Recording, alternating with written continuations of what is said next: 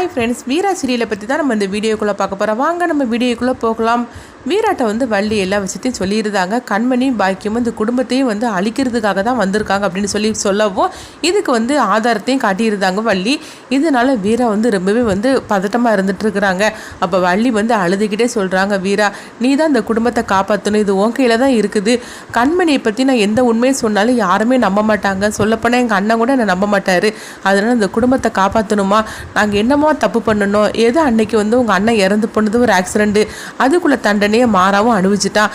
இதுக்கப்புறம் கண்மணி இந்த குடும்பத்தை தீர்த்து கட்டணும்னு சொல்லிட்டு இப்போ இப்படிலாம் வந்திருக்கால, நான் இதை கொஞ்சமாக எதிர்பார்க்கல. கண்மணி கிட்ட இருந்து நீதமாக அந்த குடும்பத்தை காப்பாற்றணும், உங்க கையில் தான் எல்லாமே இருக்கு அப்படின்னு சொல்லவும் அப்போ வீரா சொல்கிறாங்க, சரி நீங்கள் கவலைப்படாமல் அங்கேருந்து போங்க அப்படிங்கிறாங்க.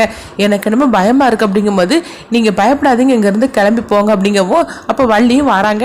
மாறன் வள்ளி கிட்ட கேட்குறாங்க, எதுக்கத்தை நீ வீராவை பார்க்கறதுக்காக வந்த அப்படின்னு சொல்லும்போது, அதெல்லாம் ஒன்றும் இல்லைடா, அவங்க ரெண்டு பேரையும் பார்க்கணுன்னு ஆசையாக இருந்து அதான் வந்தேன். வீராட்டை நான் பேசிட்டேன், நான் சரி இங்கேருந்து கிளம்புறேன் அப்படின்னு சொல்லிட்டு கிளம்புறாங்க. அப்போ மாற நினைக்கிறாங்க, அத்தை எதுக்கு வந்துச்சு எதுக்கு போச்சுன்னே தெரியல, சரி என்னவா இருக்கும் அப்படின்னு சொல்லிட்டு அந்த குழப்பத்தோடு இருந்துட்டு இருக்கிறாங்க. அடுத்து பார்த்தோம்னா வீரா ஒரு பேக்கோடு அவங்க வராங்க. அப்போ பிருந்தாவும் அவங்க அம்மாவும் கேட்குறாங்க, என்ன வீரா எங்கே போக போகிற அப்படிங்கும்போது, அம்மா நான் போக வேண்டிய இடத்துக்கு நான் கிளம்பிட்டேன் அப்படிங்கிறாங்க. என்ன சொல்கிற, நீ சொல்கிறது ஒன்றுமே புரியல அப்படிங்கவும், மாறா கூட அவன் வீட்டுக்கு போக போகிறோமா அப்படிங்கிறாங்க. இது கேட்டதுமே பிருந்தாவும் அவங்க அம்மாவும் ரொம்பவே சந்தோஷப்படுதாங்க. அப்போ பிருந்தா கேட்குறாங்க, என்னக்கா உன் மனசு மாறிடுச்சுதான், மாமாவை புரிஞ்சுக்கிட்டே அப்படிங்கும்போது அப்போ வீரா அதுக்கு எதுவுமே பதில் சொல்லலை.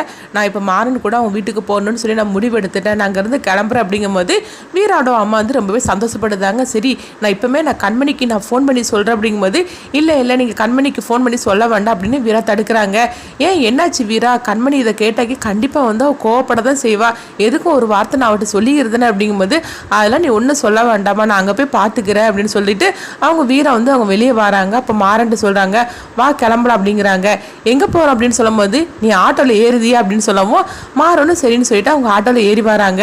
எங்கே வீரா நம்ம போகிறோம், நீ எங்கே கூட்டிகிட்டு போக போகிற, கையில் வேற பேக்கெலாம் எடுத்துகிட்டு வந்திருக்கிற, ஒருவேளை நம்ம ஹனிமூன் எங்கேயாவது போக போகிறோம் அப்படிங்கும்போது, ஆமாம் அது ஒன்று தான் உனக்கு குறைச்சலாக இருக்குது அப்படின்னு சொல்லிட்டு வீரா திட்டுறாங்க. இந்த நேரம் வாயை மூடிட்டு வாய் அப்படின்னு வீரா திட்டவும் மாறணும் சரி சரி அப்படிங்கிறாங்க. அடுத்து பார்த்தோம்னா மாறாவோட வீட்டில் ஆட்டோ நிற்கிது. இதை பார்த்ததுமே மாறன் அதிர்ச்சி அடைகிறாங்க. என்னது இவன் நம்ம வீட்டுக்கே அழைச்சிட்டு வந்திருக்கிறா, ஒருவேளை நம்ம வீட்டில் இருந்தனால நம்மளை இங்கே கொண்டு விட்டுட்டு போகிறதுக்காக வந்திருக்காளோ அப்படின்னு மாறன் நினைக்கிறாங்க. அது சரிதான், அப்போ வீரா எதுக்கு பேக்கோட வந்திருக்கிறா அப்படின்னு சொல்லி அவங்க யோசனை பண்ணிட்டு இருக்கிறாங்க. இதுக்கடையில் பார்த்தோம்னா வீரா ரெண்டு மாலையும் வாங்கி வச்சிருக்கிறாங்க. அப்போ ஆட்டோ அங்கே நின்னதுமே வீரா அந்த மாலையை எடுத்து கொடுக்குறாங்க, இது உன் கழுத்தில் போடு அப்படிங்கும்போது, என்ன வீரா நீ சொல்கிறது ஒன்றுமே புரிய மாட்டுக்கு அப்படிங்கும்போது, அந்த மாலையை எடுத்து உன் கழுத்தில் போடு அப்படிங்கிறாங்க. உடனே மாறனும் கழுத்தில் அந்த மாலையை போட்டுக்கிட்டுதாங்க. இப்போ வீராவும் மாலையை போட்டுட்டு அவங்க வீட்டு வாசல் நிற்கிறாங்க. நின்னதுமே பார்த்தோம்னா அந்த ஆட்டோவோட சவுண்டு கேட்டுட்டு கண்மணி எல்லாரும் வெளியே பார்க்குறாங்க. பார்த்தோம்னா வீராவும் மாறனும் மாலையங்கழுத்துமா நின்றுட்டு இருக்கிறாங்க. இதை பார்த்ததுமே கண்மணியும் பாக்கியமும் அதிர்ச்சி அடைகிறாங்க. இப்போ கண்மணி ஓடி வராங்க, என்ன வீரா மாலையங்கழுத்துமா அங்கே வந்திருக்கிற, இவன் என்ன உன்னை மிரட்டி கூட்டிகிட்டு வந்திருக்கிறானா அப்படின்னு கண்மணி கேட்கவும், அவன் என்னை மிரட்டிலாம் கூட்டிகிட்டு வரல, சொல்ல பண்ணாக்கி இங்கே தான் வாராங்கிற விஷயம் அவனுக்கு இது வரைக்கும் தெரியக்கூட செய்யாது அப்படிங்கிறாங்க. இது கிட்டதுமே கண்மணியும் பாக்கியத்துக்கும் ஒன்றுமே புரிய மாட்டேங்குது. அப்புறம் எதுக்காக இங்கே வந்து அப்படின்னு சொல்லி கேட்கும்போது, வர வேண்டிய இடத்துக்கு தான் வந்திருக்கிறேன் அப்படின்னு சொல்லிட்டு வள்ளியம்மா அப்படின்னு கூப்பிடுறாங்க. அப்போ வள்ளியும் வராங்க. யார் என்ன கூப்பிடுறா அப்படின்னு சொல்லிட்டு வள்ளி வரவும் வீராவும் மாறாவும் ரெண்டு பேரும் மாலையங்கழுத்துமா நின்றுட்டு இருக்கிறாங்க. வள்ளியம்மா நாங்கள் தான் ரெண்டு பேரும் வந்திருக்கிறோம்ல, போய் ஆரத்தி எடுத்துட்டு வாங்க, ஆரத்தி எடுத்து எங்களை வீட்டுக்குள்ள கூட்டிட்டு போங்க அப்படின்னு வீரா சொல்றாங்க. வள்ளியும் தான் ஒரு நிமிஷத்துல நான் ஆரத்தி எடுத்துட்டு வரேன் அப்படின்னு சொல்லிட்டு வீட்டுக்குள்ள போறாங்க. இதை பார்த்துட்டு கண்மணி அதிர்ச்சியோட வீராட்ட கேட்கறாங்க, என்னடி உனக்கு பைத்தியமா பிடிச்சு போச்சுன்னு கேட்டுட்டு இருக்கிறாங்க.